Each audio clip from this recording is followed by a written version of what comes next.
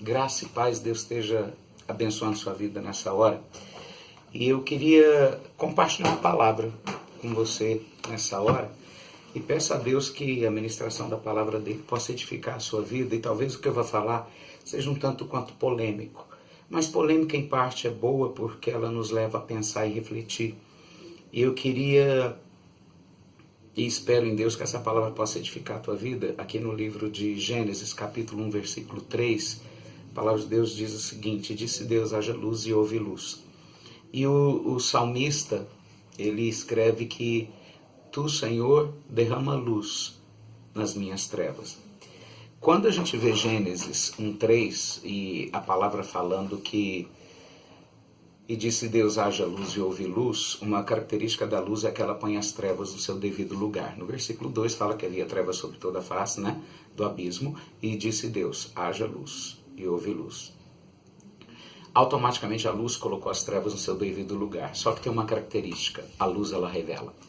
Ela revela tudo que as trevas esconderam. E à medida que se aproxima a vinda de Jesus, o arrebatamento da igreja, não sei se você crê nisso, porque hoje tem até linha que nem nisso acredita, é uma linguagem figurada, e isso me assusta. A gente vê que quando a Bíblia fala que o amor de muitos se esfriaria, para mim fé e amor estão intimamente ligados. E muitas vezes se o amor se esfria, a fé também se esvai. E o que a gente tem visto é isso nos nossos dias. E quando ele fala isso, de que o Senhor disse, haja luz e houve luz, e Deus trouxe luz sobre as trevas e trouxe revelação, eu tenho visto nos nossos dias que nós como igreja, e eu fui participante desse processo, até por ter enfrentado violentamente o espírito soberba que dominou minha vida durante muito tempo e me cegou em muita coisa. E quando a luz veio, Deus revelou que estava no oculto, para que houvesse confissão, arrependimento, quebrantamento e mudança. E até hoje eu trabalho nesse processo de restauração, porque o momento de pecado ele pode ser pequeno, mas o estrago é grande, e aí a gente tem que começar um processo restaurador disso. Eu tenho visto na nossa igreja, a noiva do Senhor, não a noiva invisível, porque essa é intocável, mas a noiva estrutura, enquanto denominação, enquanto igreja, templo, irmãos, certos pecados sendo oficializados.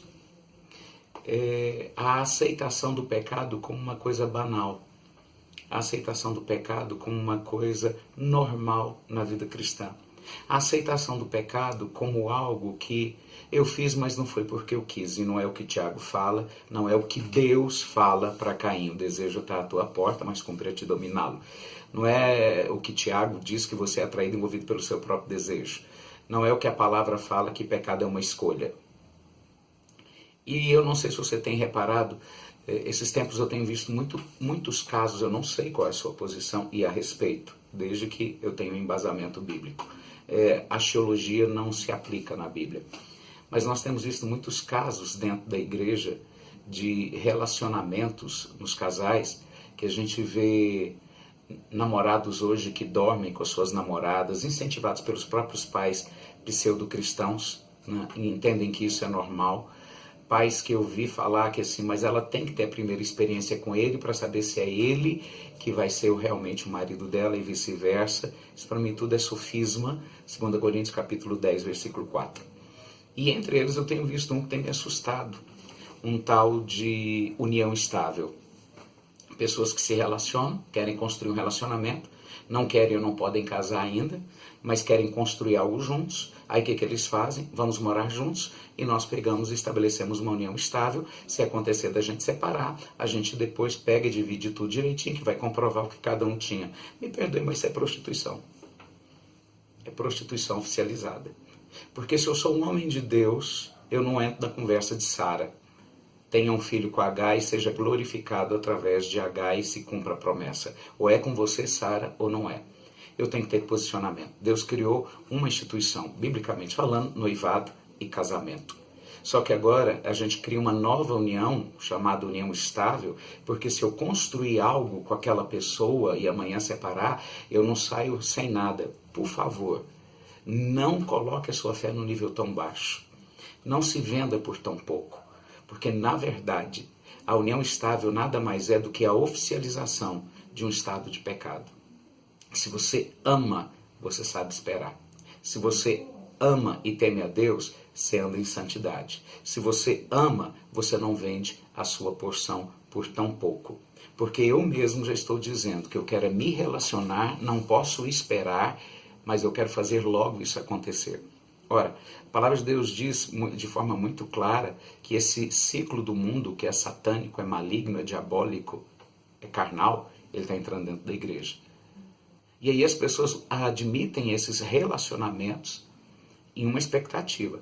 Não, é uma segurança se não der certo. Então eu já estou me unindo com a possibilidade, com o pensamento, com o direcionamento de uma separação. O próprio Deus, ele diz que ele abomina o divórcio. Divórcio é quando é casado, não é quando é juntado, não é quando tem união estável. E quando nós vemos essas coisas entrarem dentro da igreja, relacionamentos que estão sendo aceitos, relacionamentos que as pessoas esquecem, que muitas vezes, como eu vi esses tempos, pessoas falarem, eu pequei contra algumas pessoas, mas eu pedi perdão a Deus, agora é um problema delas. Eu te quero dizer que não. Quem você defraudou, você tem que ir atrás. Quem você feriu, você tem que buscar uma restauração. Se você sabe que seu irmão tem alguma coisa contra você, vá e peça perdão. O ato de buscar a restauração tem que ser constante na minha vida, mas muitas vezes é problema do outro. Quem feriu foi você. A Bíblia diz, principalmente em Levítico, que quando você gera dano, você tem que trazer a restituição daquilo. Se a pessoa, depois que você for, vai te perdoar ou não, vai restaurar ou não, é um problema depois dela. Mas a sua função foi feita de quebrar as legalidades. E eu vejo isso muito no nosso meio pastoral. Pessoas que são líderes, que feriram, que ferem, aí vão para Deus, Senhor, me perdoe, em nome de Jesus eu estou arrependido. Mas o ferido está lá. Quem você gerou dano está lá, quem você defraudou está lá. Você tem que ir lá buscar a restauração disso.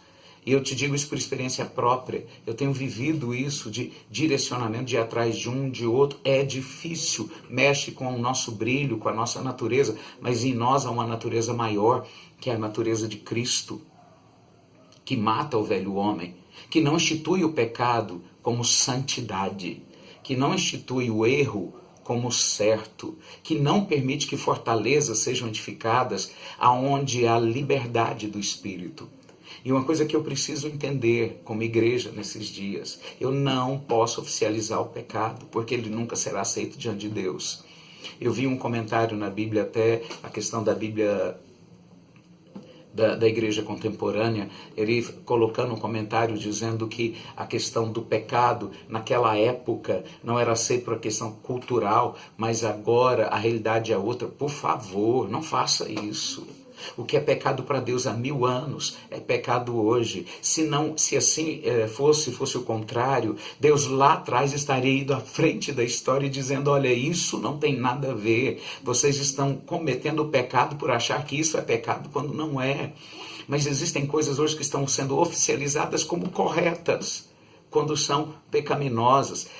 Deuteronômio 32, quando ele fala do filho bastardo, do filho gerado fora do casamento. Eu sei que nós estamos na graça, mas lá ele diz que até a 10ª geração da descendência daquele menino não se poderia pisar no templo, porque era pecado. Ele levava sobre ele uma carga pecaminosa. Não estou dizendo que hoje quem é fruto de uma união fora do casamento é maldito, mas o que a Bíblia está dizendo é que sobre essas pessoas repousa um peso de seriedade muito grande, que muitas vezes a pessoa está sofrendo, está enfrentando pesos violentos. Esses tempos eu vi no Face um rapaz cristão postando algo que saiu no Teleton, de 2 homens que adotaram uma criança, e falando que coisa linda, um cristão falando isso. Por favor, procure entender um pouco sobre formação de identidade. Toda criança busca na mãe a mulher perfeita e no pai o homem perfeito. Como que ele vai buscar em 2 homens a imagem da mãe perfeita? Há uma deformidade, mas eu estou aceitando isso. Estou convivendo com isso. Veja bem, graça não é aceitação de tudo, e Deus, ele é amor, mas na mesma medida ele é juízo, justiça e santidade. Graça não é dizer amém a todo pecado, é dizer que você está errado, é dizer que isso não é de Deus, é dizer que tem um padrão que vai acima da tua moral, que vai acima do teu caráter, do teu padrão, numa visão medíocre de um Deus de amor, que é o seguinte: eu posso fazer o que quiser, Deus continua me amando? Continua, mas ele não vai ser parceiro seu no pecado, ele não vai estar ligado dizendo amém ao teu erro, ele vai estar dizendo, cuidado, vigia, para que a minha ira não te atinja. Depois você leia Romanos capítulo 2, você acumula ira para o dia da ira. E nós estamos vivendo um Deus muito conivente e não um Deus presente, um Deus que te delata o pecado e desmuda. Santidade está muito ligado a isso. E quando eu vejo situações como essa, que eu vejo da igreja está institucionalizando pecado, você está errado, o seu fim é condenação eterna, não tem meio termo, reclama com quem escreveu. Não adianta bater boca com o pastor, não adianta bater boca com liderança. O que adianta é você conversar com quem escreveu e você vai receber dele o direcionamento, dele o princípio.